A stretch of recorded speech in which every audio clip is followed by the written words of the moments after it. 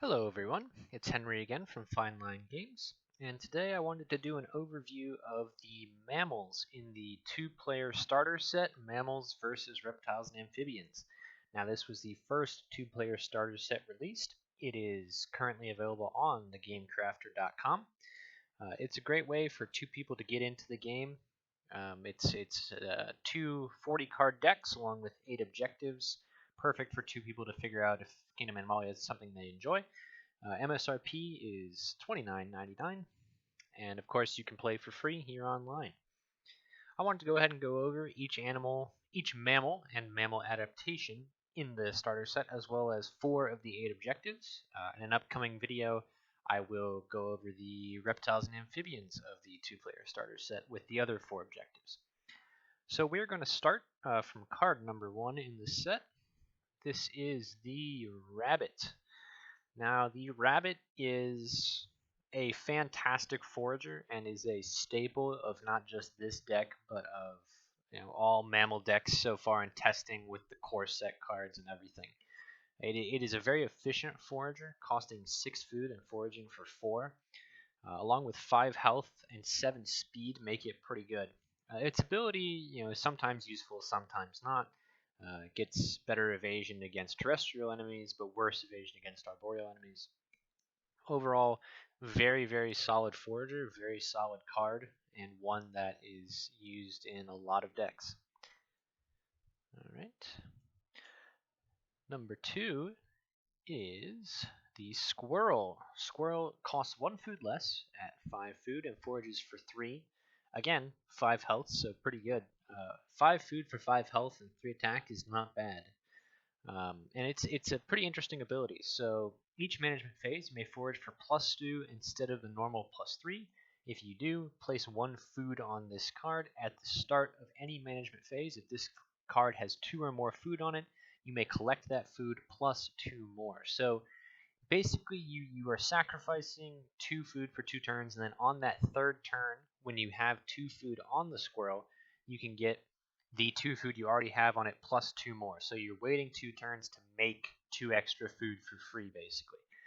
So it's kind of like squirrels packing away food for the winter. You are sacrificing a bit now for more later. We have in playtesting had some very impactful games where the squirrel is foraging for a ton of food, as long as you can keep it alive and you don't need the immediate hit of 3 food. Also, it's not normally an attacker, but 5 food for 5 health, 3 attack at 6 speed is pretty decent early game if you need to attack with it in a pinch. Number 3, we have the Chipmunk. Chipmunk is the cheapest mammal in this starter set, costing 3 food, very cheap. Foraging for 2 with the possibility of 3 with that ability. At the start of the management phase, you may roll a d20. If you roll a 10 or higher, forage for 1 extra food, so a 55% chance to get 3 food instead of 2. With an animal that costs 3 food, can be very, very good. Obviously, there's a bit of RNG there, but 3 food to forage for 2 is pretty standard, so 3 for 3 would be pretty great. Definitely don't want that guy in the front row, though, unless you're going to try to dodge tank, which, a 15 plus evasion, it's not awful. 30% chance to dodge, but I wouldn't put him in the front row. Next up, we have the Ocelot for 10 food. Now, every starter set available right now, so that's this one that comes with mammals and reptiles and amphibians, and then the fish versus birds one.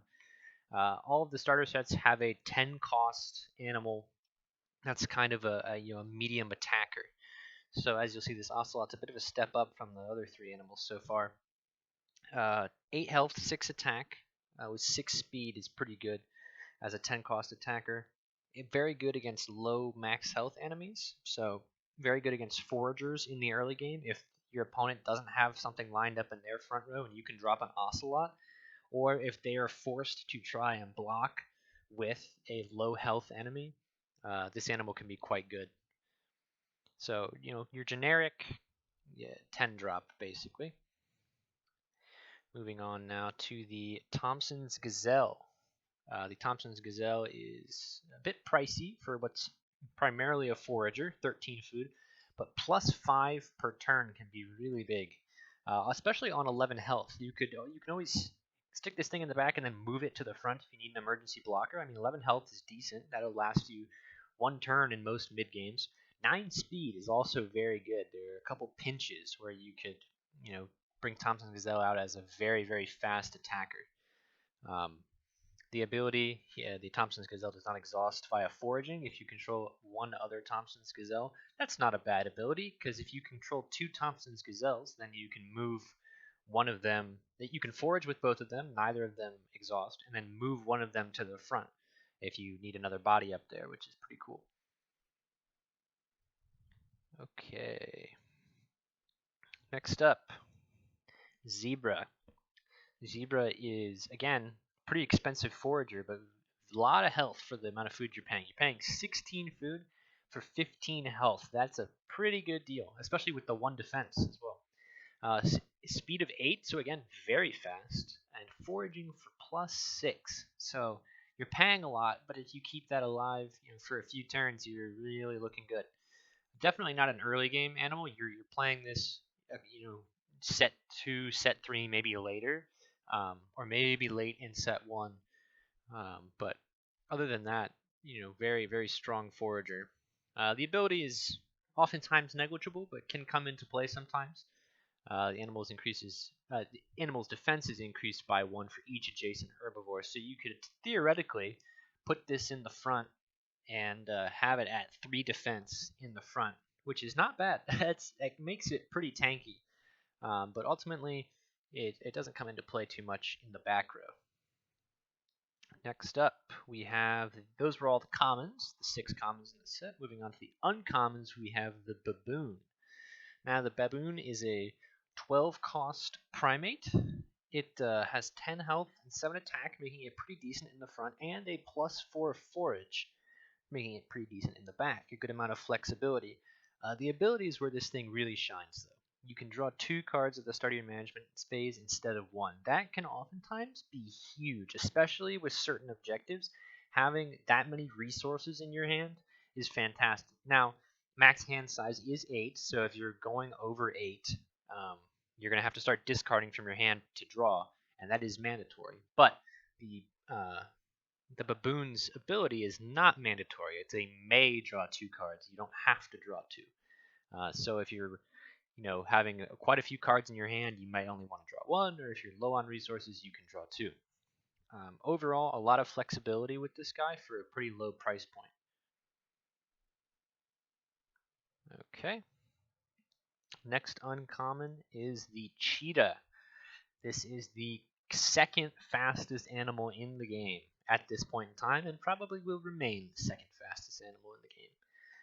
16 food for 10 health, 10 attack. No defense, making it pretty squishy, but 11 speed. There is nothing in the 2-player starter set that will outspeed the Cheetah, and there's only one animal in the whole game that can outspeed it. So Cheetah, a bit of a glass cannon. Not super great evasion, but you're not using it to try and dodge or to tank anything in the front row. You're bringing it out so that you can blow something up with a bunch of priority. Also, against slow things, they can't evade, so you're doing guaranteed 10 damage to something if it's slow. So glass cannon for Cheetah, very useful, but you should not expect it to survive all too long in the front. The last uncommon in the 2-player starter set for mammals is the Cougar, coming in at 20 food, first animal over 20. With very respectable stats: 16 health, 11 attack, 1 defense, 6 speed. It's a pretty good stat line for 20 cost. The ability is also quite good. The animal does not exhaust while attacking enemies with a max health of 8 or lower. So against small things, if you're already ahead, it's kind of a win harder thing, because if you're attacking enemies with 8 or lower max health, you're still giving yourself a chance to dodge, 20% chance to dodge, and you're beating down on an opponent who's probably losing if they're trying to block with low max health enemies. So overall, very well-rounded card. It's decently tanky, decently fast, hits pretty hard. So a pretty standard 20 drop. And then we have the rare for the set, the boss of the 2-player starter set for Mammals, the lion, one of the iconic animals of the animal kingdom and one of the iconic cards of Kingdom Animalia. Coming in at 26 food, you get a lot for your money. 21 health, 16 attack. 16 attack. 1 defense, 7 speed is pretty fast, honestly. The ability very rarely comes into play. There are not a lot of situations where you're having multiple lions in the front. Obviously, around set 3 or 4, if you're working with a lot of food and you're able to have a good enough economy to support it, you could get a few lions out there, and then they become basically unstoppable because they're hitting for 18 and they have 3 defense. So, rarely is that ability coming into effect, but when it does, it's very, very strong. But by itself, the lion has the raw stats to be really effective as the big boss creature of this expansion. Right. So moving on to the adaptations, we have 6 of them, starting with probably the simplest one, Burst of Strength. It is a 1-cost instant that gives an animal that you control that is attacking 2 more attack until the end of the combat. Every faction so far has a 1-drop instant boost of some sort of stat. So Mammals get +2 attack, and that can be very clutch. You could have you bring in your Cheetah. You could be, have just 1 or 2 damage off of what you need to kill. Boom, throw down Burst of Strength. There you go. And as an instant, it doesn't give your opponent a lot of time to respond to it. Obviously, if you're first player and you play this as an instant, your opponent will have, as second player, the option of playing an instant of their own to do something about it. But as second player, this is very strong. So this is just kind of your generic when you need a little bit more damage, but it can be very impactful. Worth noting, you play this card after your opponent rolls for evasion. You can play it at any time while your animal is attacking. So I guess you could be silly and do it before they roll for evasion and then they end up dodging and you've wasted a card and 1 food. But since it's while an animal you control is attacking, that is any time during the attack before the damage is dealt. So you can wait and see if your attack hits first and then play this card. Worth remembering. It's come up before in playtesting. Next common adaptation is Bumper Crop. It is a 3-cost persistent adaptation. If you control at least 1 herbivorous mammal, gain one more food per turn plus 1 food per turn. If the current biome is a grassland, gain +2 food instead. Now this will come up when we look at biomes, but if you play this in a grassland biome, that's a lot of food just sitting there passively. Your opponent can't kill it, it just keeps making food for you.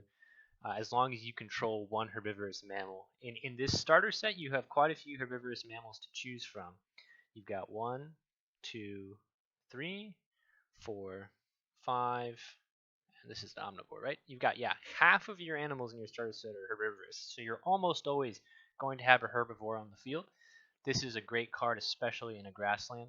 When it's not in the grassland, it's pretty good.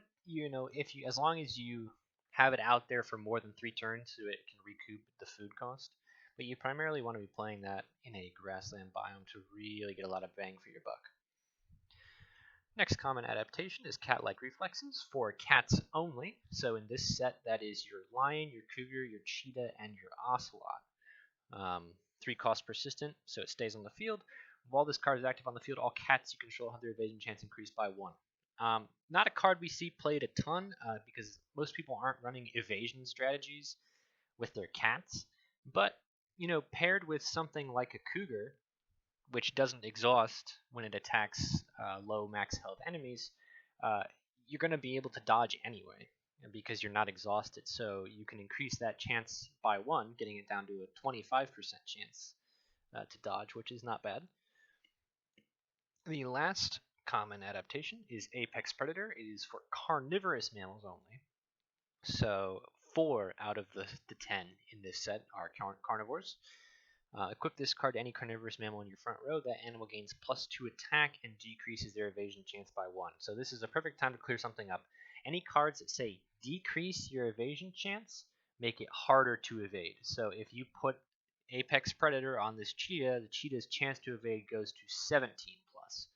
Likewise, if the card says increase their evasion chance by 1, then this cheetah's evasion chance would become 15 plus.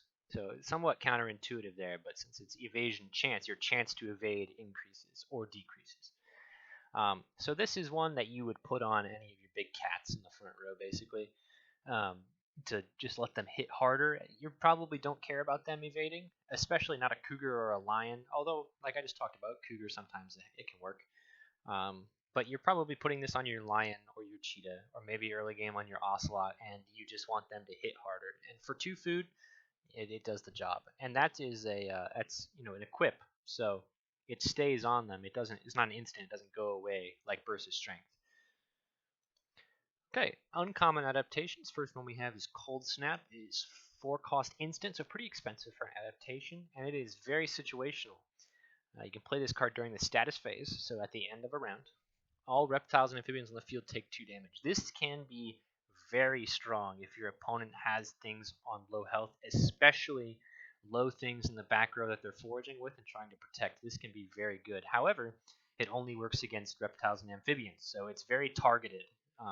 Not always going to be applicable, but a card that can be very strong against the right opponent. And the last uncommon adaptation is Stash. It is a 4-cost persistent adaptation.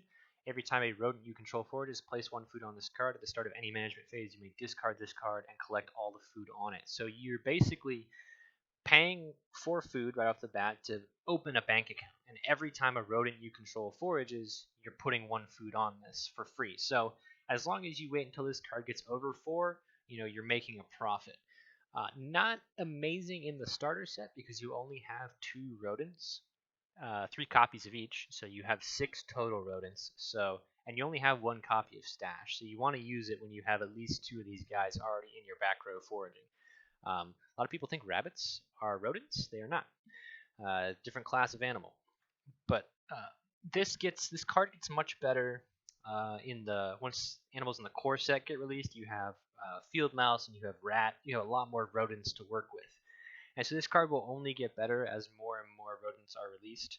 In the starter set, it's pretty good. You're just going to want to wait till you have at least 2 rodents out on the field before you play it, so you can really get your money's worth. So those are all of the animals and adaptations in the mammal set. You get 3 of every animal in the deck, as well as 2 of each common adaptation, so these 4, and 1 Cold Snap and 1 Stash, bringing your total deck count to 40 cards. Per Kingdom Animalia rules, you must have a deck of between 30 and 60 cards, so it works there, and a maximum of 3 copies of each card. Just quickly, going to go on to the 4 of the biomes, or 4 of the objectives that are in this starter set. You get 8. I'll do the other 4 in the reptiles and amphibians video. Starting with Coastal Desert. Now this one has been very, very fun in playtesting because it can make for very explosive games. I don't know why they're slightly transparent on the side here. I apologize for that, but I'll read it out. It's a terrestrial desert, and the first player to score a kill on an opposing animal wins. Each player must have played at least 1 animal by the end of the second round. So in playtesting, in our first few games, we were playing this card as the first objective to start every game of Kingdom Animalia, and it would go very fast. And now it has become sort of a counter pick when you're up on food and you have a lot of big animals in your deck. If you've just lost the previous round, you're like, okay, boom, we're going to the coastal desert. I have a huge advantage on food. I can play something huge like a lion or 2 lions in the front row and immediately get that 1 kill. Because once you score that kill, the set instantly ends. You don't go to the rest of combat. You don't go to status phase. So you want to have this objective when you have a lot of strong and fast attackers in your deck. But very fun objective, makes for a very short round, but it can be a lot of fun, can be very dramatic. Moving on to the next objective, Deciduous Forest. It is a terrestrial/arboreal forest. A very simple objective. The player with the most unique animals in play after 12 rounds wins. This can be very long if you or your opponent spend a lot of time thinking, or there's a lot of combat going on in those 12 rounds. 12 rounds is a lot of time. This one almost never gets completed. Someone almost always forfeits. If you need a refresher on the forfeit rules, there's a couple stipulations you have to meet to be able to forfeit. You have to be past the 4th round of any given set to forfeit. You have to have less food than your opponent, and you can't forfeit in a way that would make you lose the whole game. So if you're down, if your opponent already has 2 wins, you can't immediately just forfeit and give them their win. They have to earn that 3rd win. But very simple objective, especially if you're playing, a list that has a lot of small animals. This can be quite good because you're getting a lot of unique animals onto the field. Up next, we have the Tropical Rainforest. This is a terrestrial, aquatic, and arboreal objective, forest/freshwater. Again, very simple objective. The player with the most food after 12 rounds wins. Again, very long, almost never goes to completion. Just like Deciduous Forest being a 12-round objective, this one is also quite long, and it's the most food after 12 rounds. So 2 times you'd play this. A, it's a pretty neutral opening objective if you're confident that you have a lot of foragers, or B, you would play this when you're already up a ton of food and you just keep pumping your economy and have something block in your front row. It can be a pretty effective strategy with this one. And lastly, we have Plains. It is a terrestrial grassland, and I gotta shout out, one of my great friends and best beta tester, biggest fan of this game, Alex Tedro. He almost always will pick this objective, and he has played probably 20 or 30 games of Kingdom Animalia, and he almost never fails to pick this one. I just felt like I had to shout him out there. First player to stockpile 20 food over their starting amount wins. When a player kills an opposing animal, they gain 5 food. So that kind of incentivizes combat, because 5 food is not inconsequential. And this over their starting amount. So if this is the first objective of the game, when each player starts with 10 or less, if they bid, they're getting to 35 food. Right when they hit 35 food, if they started at 10, they win immediately. If they both hit it in the same round, you go on to a coin flip, or you roll a d20. It's a 50-50 roll to see who wins. But most of the time, you're not ending up in that case. This could be an interesting one. As an opener, it incentivizes foraging and getting a lot of food on the board while still playing animals and going for combat. But it's also pretty good if you are already up and you have a lot of foragers in your deck. Getting to that 25 food is not that hard. Let's say if you start with 40 food, you play a few foragers, and then you start getting towards 65 pretty quick. So one of the probably most played objectives in testing. But that is going to wrap up the Mammals side of the 2-player starter set, Mammals versus Reptiles and Amphibians. I hope you enjoyed this video and found it knowledgeable. Please like and subscribe for more Kingdom Animalia content, and I will see you guys later.